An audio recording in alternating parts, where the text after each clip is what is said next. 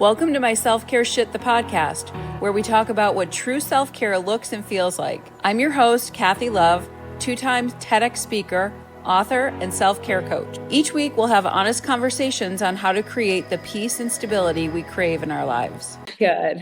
All right. Well, Dianne, I am so excited to have you on my Self-Care Shit, the podcast today to let everybody hear your story, to really get to know you better. I have been all over reading some things that you have out there, and I can tell you that a lot of what you talk about, I have experienced.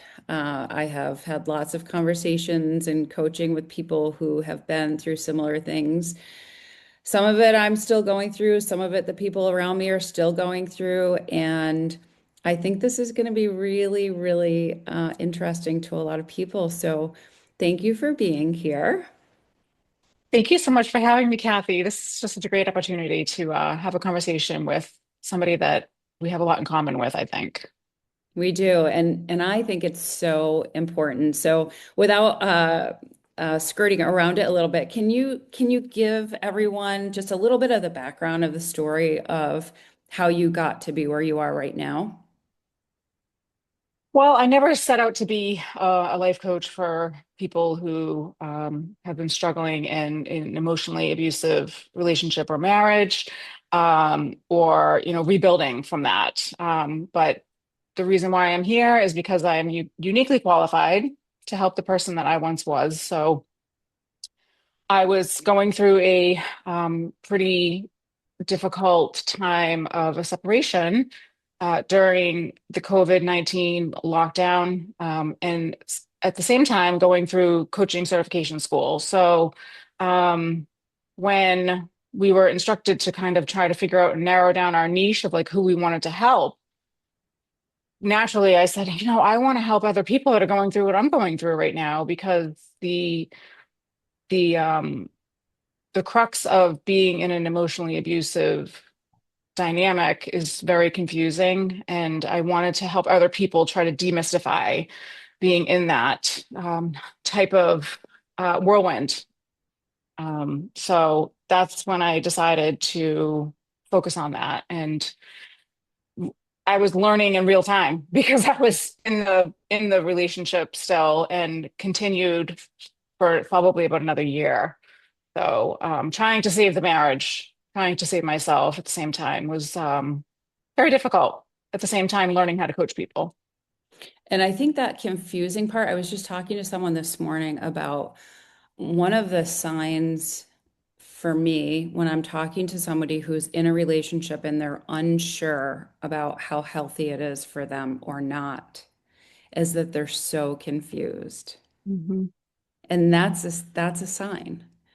And that talk when you're in that toxic relationship, it does such a job on your ability to trust yourself and to hear what you're saying and thinking and Hmm. just tune into yourself. So I love that you use that word right off the bat. Are you so you were talking about your marriage, correct? Your divorce. Yeah, I'm But divorced, then yes. but then there's a second part of that, right? That you came out of your divorce and went into another relationship. Am I right about that? So just to clarify, I've had two marriages and two divorces. The emotionally abusive marriage and divorce was this my second one.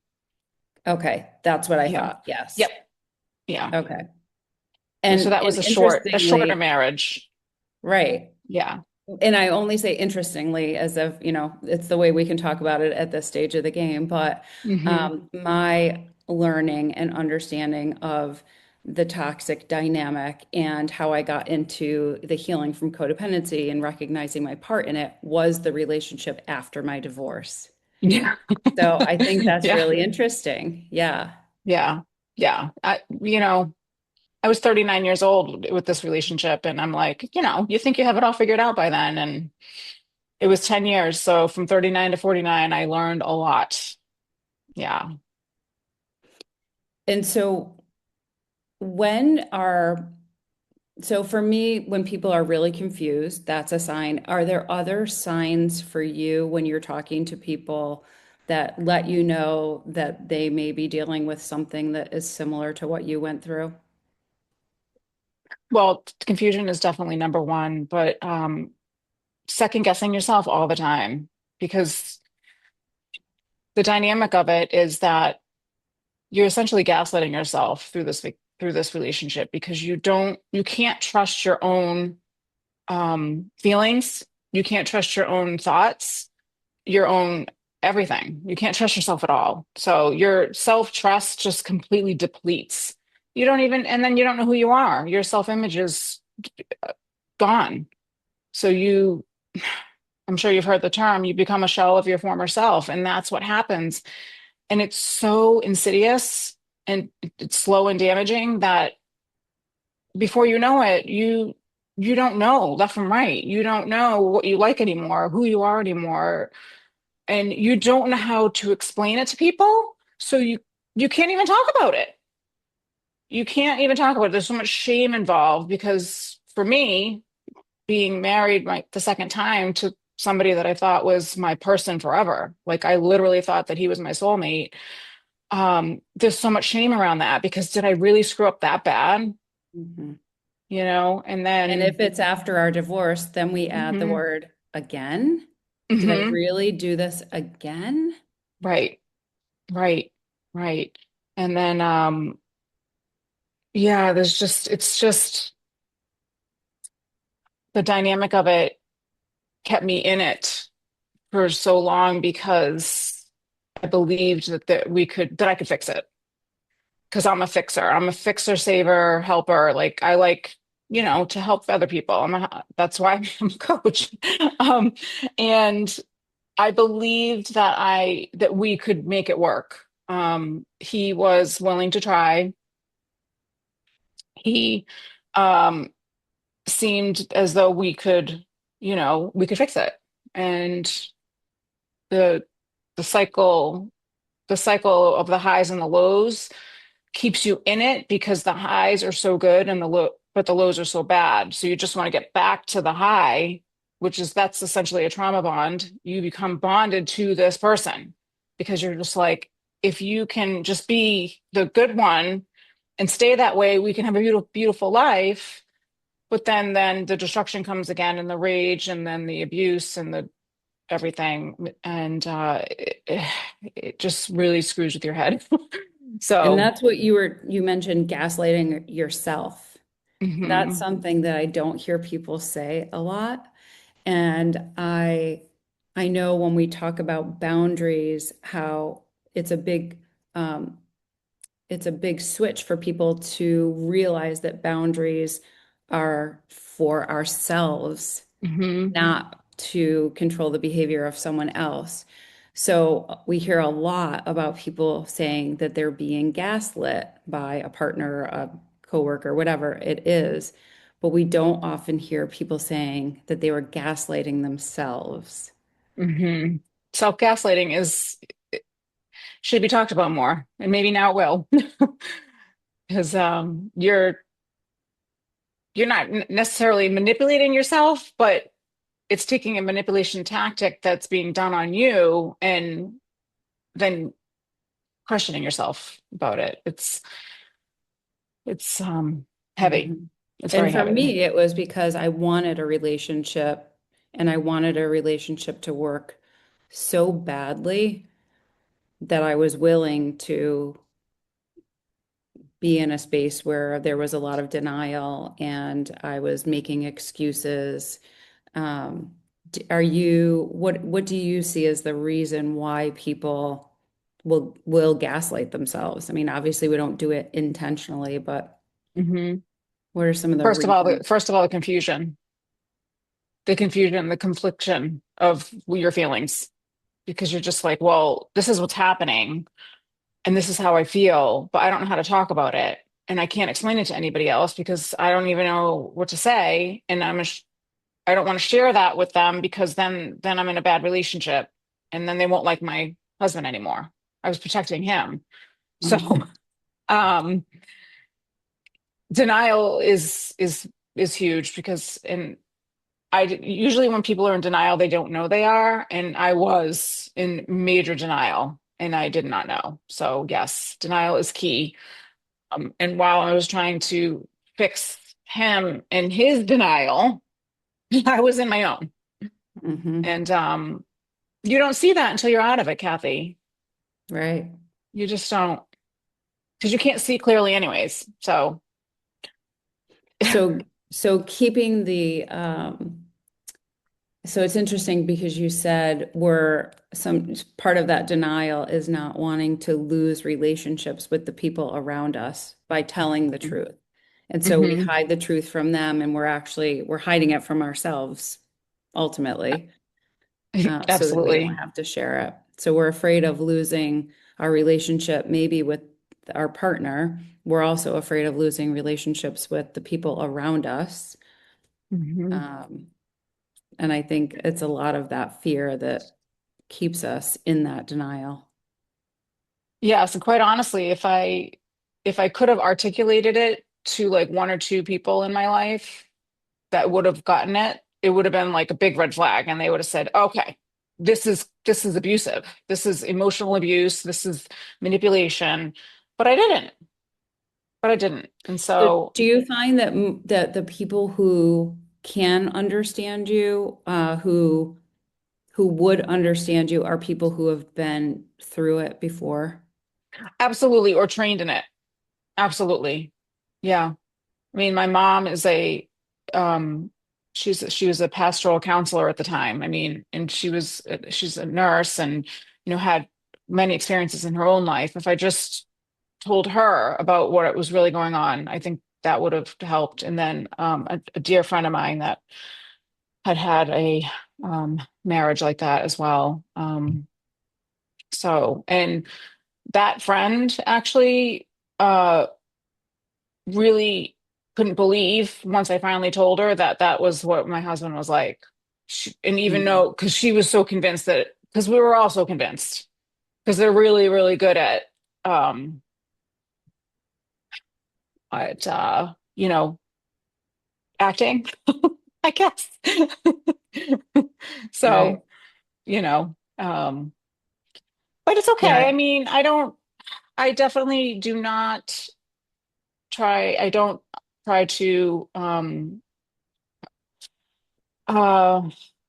you know, hurt myself over the fact that I didn't see it sooner because that's the whole crux of the whole relationship is that it is so confusing and you don't see it. Like now, of course, if I was with somebody that, had those types of behaviors, it would be, the big red flag, right? But I had to learn. I had to Mhm. learn. Yeah, I think that's why it's so important to find the right people to talk to, but also sometimes we don't tell the people who might be the right people because we do need to learn it ourselves. Even if they tell us that it sounds like it's unhealthy, we still may choose hmm to not believe them or still make excuses and until we actually learn it for ourselves. Absolutely. That's so true. Yeah. Something else that is very important is that I was trying to fix the wrong problem throughout the relationship, so I didn't see the real problem, and I was trying to fix, his anger issues. He had childhood trauma. I'm like, if we could just get those taken care of, we could have a great life. But I wasn't looking at the the abuse because I didn't want to admit it to myself Mhm. because he wasn't hitting me. He wasn't, you know what I mean? He wasn't using physical abuse. So a lot of people will gaslight themselves because, oh, well, it's not physical. He doesn't hit me. Then, I didn't know what emotional abuse was. I mean, Right. I think most people know what verbal abuse is, but I mean, everybody fights. Everybody calls each other, not everybody, but like you say bad things, right? In the heat of the moment. So, Right. you can sugarcoat those things. Um, you can't sugarcoat, physical abuse. Right. And that's why So, so many people wait until there is something physical, either abuse or they find out that they're cheating or whatever it is, Yeah. so that they have a concrete reason. Not that they don't, that's the thing, is they have plenty of reasons, but something Hmm. you don't trust Concrete. yourself. Yeah, you feel like you need something concrete to stand on. Hmm. It's true. Something like wildly accepted, you know? Um, and that's what keeps people in these relationships. Accepted by the people around us, like you said, the people around you were surprised, right? So if you Totally. were to walk up to them and say, I'm getting a divorce, I have heard families and friends say to people, like, you're crazy. Hmm. You'll never do better than that. He's such a Hmm. great guy. Yeah. Yeah. I mean, once I told my mom, she was, so calm and she knew, she got it right away. But like, it took, it took other family members and friends a while to like, are you sure? And to be honest, I still have family members and probably some friends that don't understand it. I mean, they love me and support me, but they don't understand it because they've never ever been on the other side of it. And that's Right. Without okay. it. Yeah, I had to make peace with that. Yeah, Like that's luckily they don't understand exactly. it. Lucky for you. So, Yes. but people don't. They don't. And that's one of the things that I want to bring to the forefront of my message is that how damaging emotional abuse is. Hmm. Yeah. And to not accept it, you know? Yeah. I think that trust piece is the it's I think it's the last piece that comes back to us. Yes, absolutely. And then, learning how to trust yourself again. And then you have to do that before you can think about trusting someone else again. Right. Yeah. Do you have any kind of tips or things that people can do to practice trusting themselves, to build that trust back up in them, whether they're still in a relationship and they're trying to figure out if they Hmm. can trust themselves, or if they're out and they can sense the damage is done, and that they want to start rebuilding their trust in themselves? I would say accepting kind of what they've been through, acknowledging and accepting, and then, releasing that because that's doesn't define you for the rest of your life. Releasing that identity as well and working continuously on a new identity and it starts with self-love and self-care. I mean, that's first and foremost, as I know you will agree with that, I'm sure. Yeah. Um, yeah, because within these types of relationships, like I really thought that I was loving myself. Like I do. I love myself. I've always loved myself, but maybe I was just liking myself, right? Because like if I truly loved myself, would I have stayed in something like that? So I really had to work on self-love when I got out. And I know that that can be, a buzzword, right? Self-care, self-love, all of that, but it's the foundation. It's the foundation of learning to trust yourself again and creating that new identity. Um, Sounds and like you had to then, forgive yourself as well. oh yeah, oh, it's huge. Absolutely. Self-forgiveness. And forgiveness is a big thing. I mean, people talk about forgiving people that hurt you. To be honest, I still have a really hard time with that. Um, I'm working on that still today, but I do believe that self-forgiveness is paramount to moving forward. Can you look back? Sometimes people will say, say somebody's been married for 10 years and they'll say, well, the last couple years were really rough. Can Hmm. you look back 10 years and see that there were signs? Can you see things from the beginning that you just weren't able to see at the time for obvious reasons? And 100%. I can literally look back now and see from the first date. Hmm. Can you give us some of Absolutely. the signs? And they might be Yeah. signs that you saw or just signs that you see your clients bring to you that they're Hmm. noticing. I think so on a first date, we're trying to impress each other, right?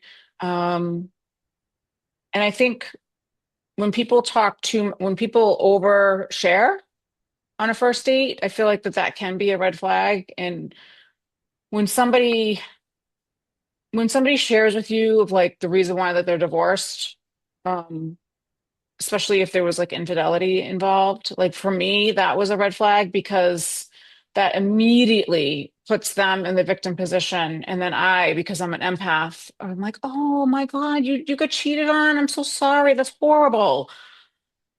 So the whole relationship is based off of that. And to be honest, like I don't even know if that's true. Right. And It I could had the be, same, I think that's a very common one too. And I yeah, would say, I would never do that to you. And I made it my yeah. job to just be the most loyal and devoted girlfriend.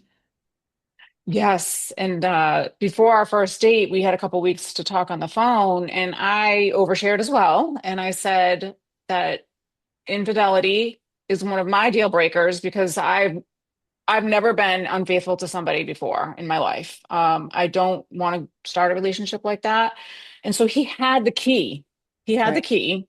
And I mean, so that to me can be a red flag. I'm not saying it always is, but it definitely can be a red flag. The oversharing and then few dates in, once they start, you know, love bombing you, which feels so good in the beginning when people are like, you know, complimenting you on everything and future talking about like, let's do this and let's do that. Let's go on a trip. And um starting to buy you, lavish gifts and all those love bomby things. Red flag. I mean, especially now for me, like, I'm not saying that you can't flatter people and give them gifts, but in small increments, I think. Um, I think when you've been love bombed, you are very sensitive to that. Yeah. Yeah, I think it's that. I think what you just, I don't know how you just said it, but it's something about pace, right? Like it has to make logical sense that, Mm-hmm. 6 weeks in, you're not talking about 30 years from now. And um, it's just not over the top right away. The hard part is that for me and for people I know, it's like, oh, somebody finally realizes how amazing I am. So of Yeah, course they're going to say these things. Of course they're going to want to give me the world. right. Um, but it's that pacing that um, or it's when there's no pacing that is the red flag, right? Oh, yes, absolutely. And another thing to mention is something that you just said is like, I did the work, I thought. I took a year off in between, no dating before I dated again. And I went to church and I ate clean and I exercised. Like I felt like I was like, this new version of myself. And 39 and like, okay, I'm ready to start dating again. And I was like, oh, another gaslighting story. I manifested this. Like, look at it. I Yes. I'm a great version of myself, and like wasn't necessarily like my type, but like it didn't matter. We connected. There was a lot of commonality, and I was like, this is what they say when you meet your soulmate. I did say Right. those words, Yeah, and I was absolutely.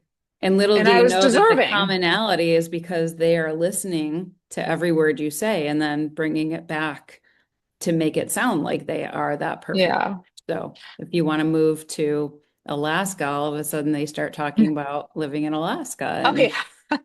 And Yeah. So, I mean, I'm smiling and laughing about it now, but it's easy.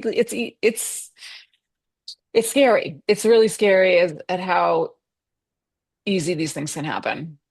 But I think with us being able to smile and, laugh a little bit about it, because when you can see it from this point, it is so ridiculous. Hmm. But I just want other people to hear that and know that the healing from it is so possible. Yeah. And that talking to the right people about it who really understand it and have been through it, or like you said, are trained in it, that Hmm. that there is hope for healing from it, learning from it, and choosing differently in the future. Absolutely, because you can be so destabilized in these relationships and completely have no self-worth that you're like, how can I, like, you think you have no options. How can I move on? Like, Right.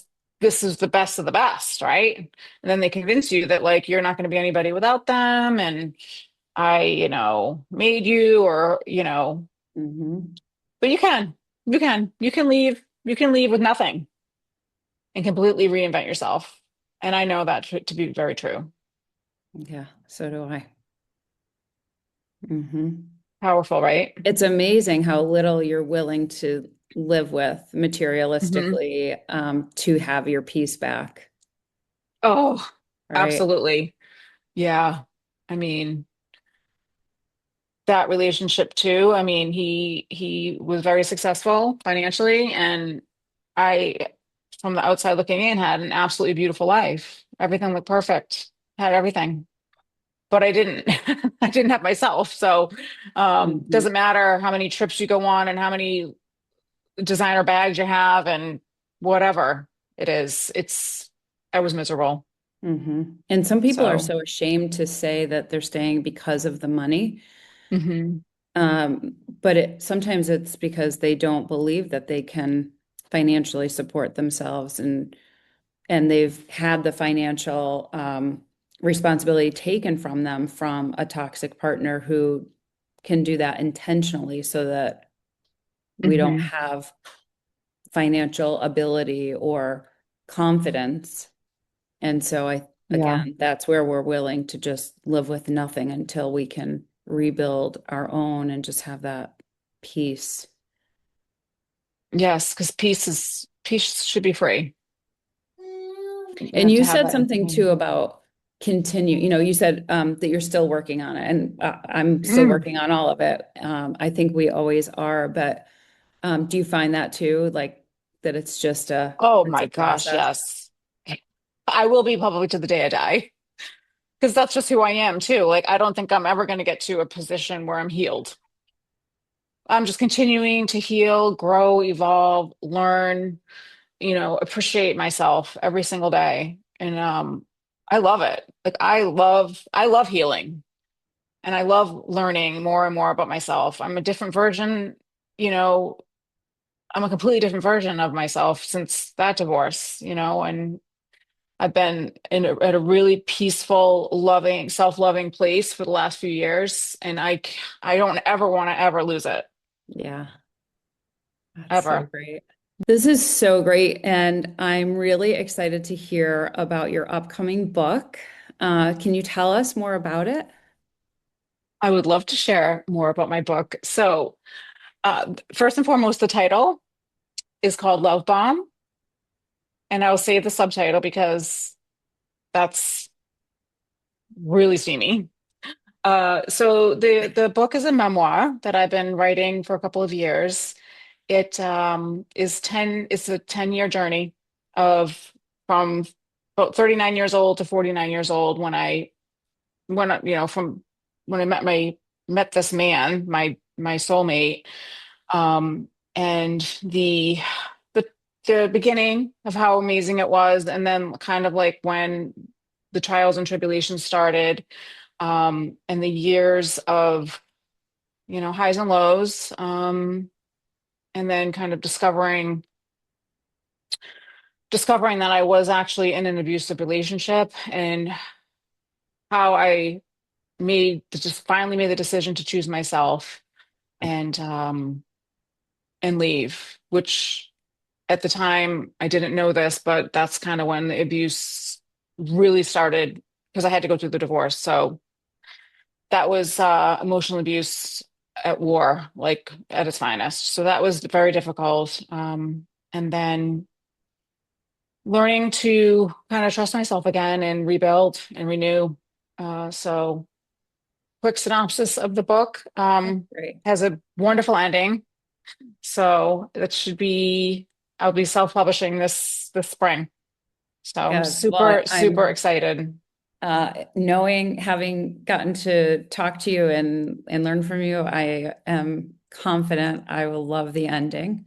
Which Hmm. like we just said, when you're doing this work, there's never really an ending, Yeah, but to close a chapter is so satisfying, and it's great. I love that you're working on this book and sharing it with other people, and I just think that that act in itself is healing and an act of self-care to put your story out there, share it. huge. Yeah, it has not been easy writing it at all. I mean, I've wanted to give up numerous times, but I kept pushing through, and I have a phenomenal editor. So yeah, it's quite an experience. Once I give birth to it, I cannot wait to see what my life's going to be like because I'll be open to bigger and better things. Right. So, Hmm. and I will include links for you and your website and everything. And so I'm sure that from your website, the book will link there. And so anybody listening in the future, once the book is already out, will be able to find it there as well. Excellent. Thank you. Yeah. Well, thank you so much for sharing your story, but for sharing the other side of the story, the side where it's safe to come out of the denial and to Hmm. do the work and to leave the relationship and to create this new life for yourself. Um, I really appreciate that. I know there are a lot of people who need to hear this story. There's a lot of people out there who need to hear it, men and women. Oh, Um, absolutely. yeah. Yes, definitely men too. I did. Um, I now work with both men and women because there's a lot of men out there that have gone through or are going through emotional abuse as well. So, Mhm. And I find they don't always have as many resources, or maybe they have them, but they need sometimes an invitation, a direct invitation. yeah. So consider this to any of the men out there or friends of men who are struggling, that this is a direct invitation, because we need to support the men in our lives too. Yes, we do. We do.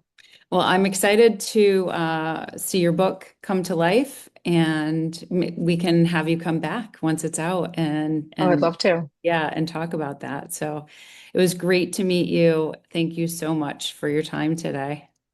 Thank you, Kathy. I loved meeting you and I loved our conversation. Me too. It'll definitely help people out there get their self-care shit together. Great job making time for yourself today. Be sure to subscribe to my Self Care Shit, the podcast, wherever you listen in. Your 5-star review will help get this show to whoever needs to hear it. Go grab your free daily self-care checklist on my selfcareshit.com. Please take the last minute of this podcast for yourself to listen to the ocean waves and breathe.